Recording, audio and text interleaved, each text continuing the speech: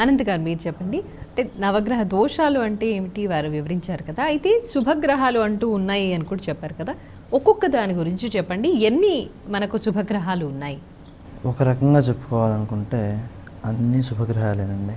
ఒక రకంగా ఏంటి, అన్ని రకాలుగా చెప్పాలి, అదే అన్ని శుభగ్రహాలు అని చెప్పుకోవాలి. ఎందుకంటే మనకి పూర్వజన్మ కృతం పాపం వ్యాధి రూపేణ బాధతే తత్ శాంతి ఔషధై దానై జప హోమ క్రియాదిభి అనే విధానంలో పూర్వజన్మ కర్మలను అనుసరించి ప్రస్తుత జన్మలో మనం దాన్ని అనుభవంలోకి తీసుకొచ్చుకుంటున్నాం.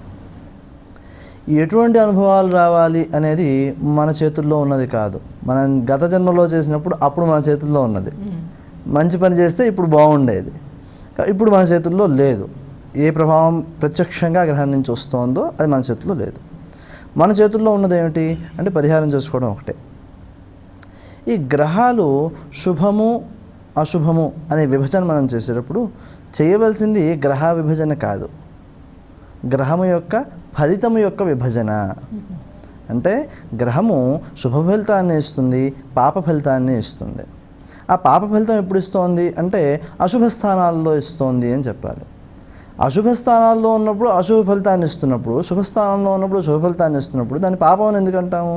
సరే, శాస్త్రంలో కొంత ఇవి పాపగ్రహాలు ఇవి శుభగ్రహాలు అనే విభజన జరిగింది. అయినప్పటికీ ఇప్పుడు నేను చెడుని అనుభవించేస్తే తర్వాత మంచిని అనుభవించగలుగుతాను. అంటే పాపాన్ని కనుక నేను ముందు అనుభవించేయగలిగితే తర్వాత వచ్చేదంతా శుభాన్ని ఆనందాన్ని ఇస్తుంది. కాబట్టి ఈ శుభ పాప గ్రహ విభజన కంటే శుభ పాప ఫల విభజన అనేది ఉత్తమమైనదిగా మనం గుర్తించాల్సి వస్తుంది. ఈ స్థానాలను అనుసరించి వచ్చే దోష ఫలితాలు కూడా ఉంటాయి.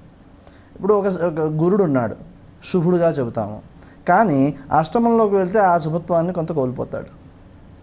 పోనీ మంచి ఫలితాన్ని ఇవ్వాలి అంటే అతనిదేమీ దోషం లేదు, అష్టమంలో ఉన్నందువలన అష్టమ భావంలో ఉన్న గ్రహాలు ఏవైతే ఉన్నాయో వాటితో అనుబంధం ఉన్న గ్రహాలు, వాటికి ఆధిపత్యం ఏ భావాలకు ఉందో ఆ భావాలు ఇవన్నీ పాడవుతాయి. ఇప్పుడు ఆ గ్రహము ఎక్కువ దోష ఫలితాన్ని ఇవ్వనప్పటికీ ఆధిపత్యం వలన వేరే వేరే భావాలపైన ఆధిపత్యం వలన ఆ భావాలు దోష ఫలితాన్ని ఇచ్చే అవకాశం ఉంటుంది. ఆ కారణం చేత గ్రహాల్లో ఈ విభజన మనము అర్థం చేసుకోవడంలో ఉంటుందని కూడా అవగాహన తెచ్చుకోవాల్సిన అవసరం ఉంది. ఇక సహజంగా జాతకరీత్యా చెప్పేటప్పుడు, శాస్త్రాన్ని అనుసరించి చెప్పేటప్పుడు రవిని పాపగ్రహంగా చెబుతూ ఉంటారు. కారణం ఏమిటి అంటే రవి మేలు చేస్తాడు, కీడు చేస్తాడు. నేను ఒక తప్పు చేస్తున్నాను అనుకోండి, చీకట్లో చేస్తాను తప్పు. దొంగతనం చేయాలంటే దొంగ రాత్రిపూట వెళ్ళాల్సి వస్తుంది.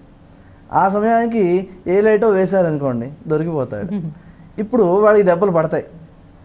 అది వాడికి అశుభ ఫలితం అనుకోవాల్సి వస్తే వీడికి శుభ ఫలితం. దొంగతనం జరగకుండా ఆపగలిగాడు.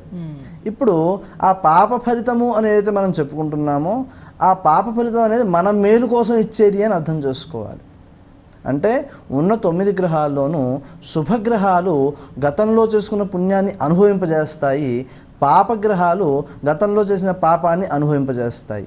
కాబట్టి శుభ ఫలితాన్ని ఇచ్చే సమయంలో పుణ్యాన్ని పెంచుకోవడం దేనికి అంటే పుణ్యాన్ని అనుభవించేస్తే పుణ్యం తగ్గిపోతే మళ్ళీ తర్వాత వచ్చే దశ ఉంటుంది, అందులో మళ్ళీ పాపాన్ని ఎక్కువ అనుభవించవలసి వస్తుంది. కాబట్టి పుణ్యఫలాన్ని ఇచ్చే సమయంలో పుణ్యాన్ని ఇంకాస్త పెంచుకునే ప్రయత్నం చేయడము, దోష ఫలితాన్ని ఇస్తున్నప్పుడు ఆ దోషాన్ని తగ్గించుకునే ప్రయత్నం చేయడం కోసం పరిహారాలను అనుసరించడము అనేవి రెండు అవసరం అవుతూ ఉంటాయి. బాగుందండి.